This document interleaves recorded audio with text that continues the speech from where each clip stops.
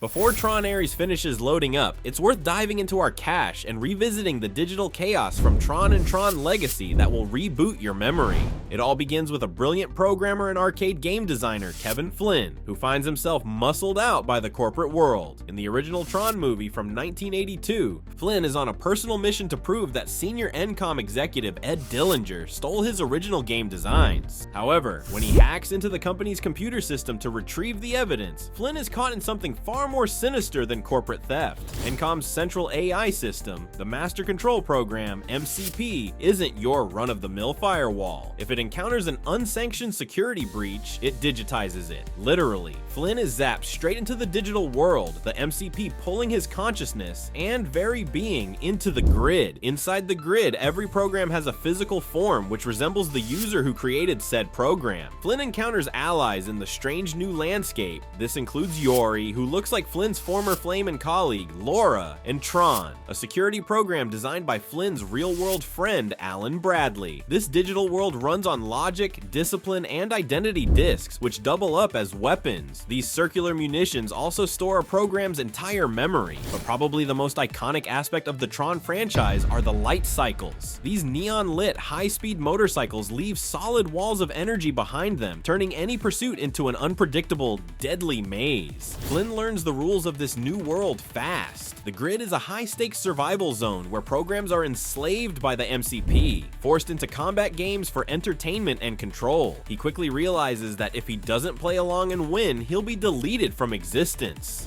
Flynn discovers that he can essentially cheat the system from within. As a user, he has the ability to bend the grid's rules to his advantage. He, along with Tron and Yori, takes on the MCP and its sinister enforcer, Sark. With his unique powers and some quick thinking, Flynn helps Tron deliver the killing blow to the MCP. The system is freed. Flynn returns to the real world and gets promoted to CEO of Encom. Following his success in both the digital and the real world, you would think that Flynn would rest easy, but no. Instead of staying out of the grid, he dives even deeper. As the head of Encom, he decides to build a second, more advanced version of the digital world, which is free of the MCP's tyranny. His aim is to create a digital utopia that he believes can evolve into something truly revolutionary, called the New Grid. Flynn creates a program known as Clue to manage the new system. Its programming is modeled directly after himself, with Clue's mission being to create the perfect system. However, in a tale as old as time, Clue interprets the idea of perfection as control, order, and the removal of anything unpredictable, including sentient programs and users.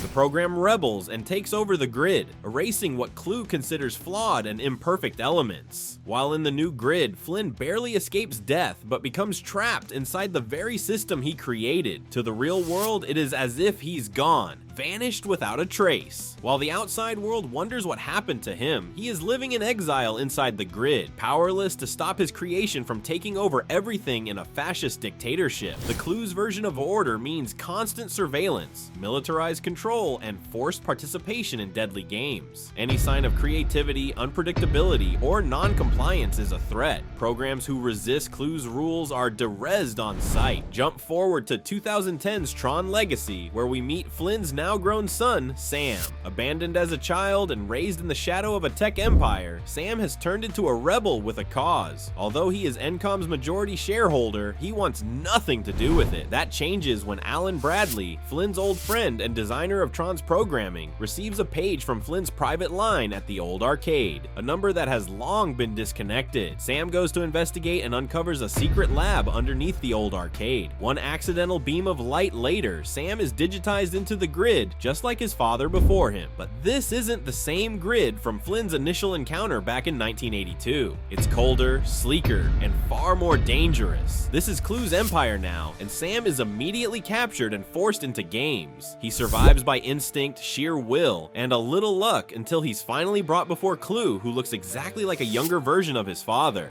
Sam escapes with the help of the last surviving ISO called Quorra. I'm Quorra!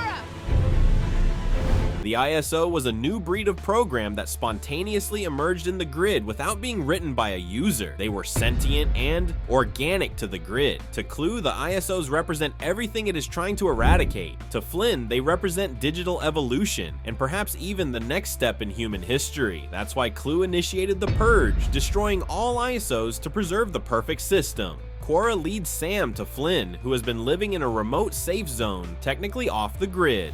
Now, older, bearded, and zen-like, Flynn has become monk-like, having learned that trying to control the system only makes things worse. He's reluctant to act, fearing that confronting Clue will only lead to catastrophe. Flynn's years in exile have been spent quietly resisting Clue's programming while protecting Quorra. He's an ISO.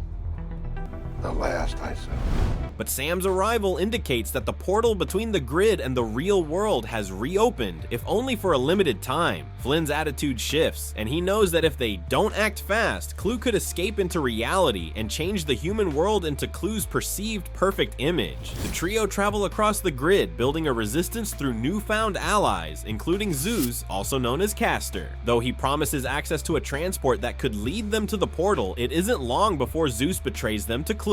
What follows is a high-speed escape and a final confrontation. Flynn makes the ultimate sacrifice by merging with Clue, which causes a powerful explosion, destroying them both, but giving Sam and Quorra a chance to make it through the portal. Sam and Quorra emerge in the real world. Instead of potentially disintegrating into digital matter, Quorra's physical embodiment also crosses over. Now she's human, or at least a very close approximation. Her presence proves that digital beings can exist physically in the real world, breaking every law of nature and technology we thought we knew. What does this mean going forward? If programs can exist as physical entities, the barrier between digital and biological life is gone. Quorra is the bridge between organic and artificial life. With this revelation, her role in Tron Ares is going to be even more important.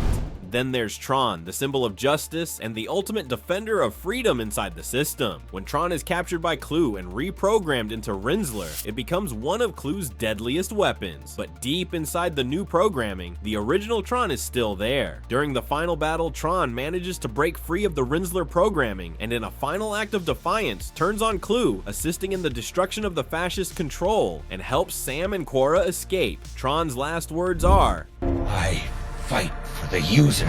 This is a powerful moment calling back to the first film and a reminder of his true purpose. Tron falls into the sea of simulation, and while it seems like the end, we know that in digital worlds, deletion isn't always permanent. There's every chance that Tron could return in some form, perhaps even rebooted, reprogrammed, or reawakened in Tron Ares. When Tron Legacy ends, the grid is in pieces, Clue is gone, and Flynn is lost. But the ideas he left behind are more alive than ever. Encom remains a tech giant in the real world, and with Flynn's portal technology alongside the very real possibility of bringing more programs into physical form, we're wondering how this will connect to Tron Ares. What comes next? Is the real world safe from digital invasion? Will the ISOs rise again? And is the grid truly gone or just waiting for a reboot? So that's everything you need to remember before Tron Ares lights up the grid again. How do you think Tron Ares will continue the IP? Will Quorra shape the future of AI, or is a new digital war just getting started? Let us know in the comments. We've waited 15 years for Tron to return to the big screen, so hopefully the newest movie will answer all of these questions. Thanks for watching. Don't forget to check back for more deep dives, theories, and previews right here on ScreenRant.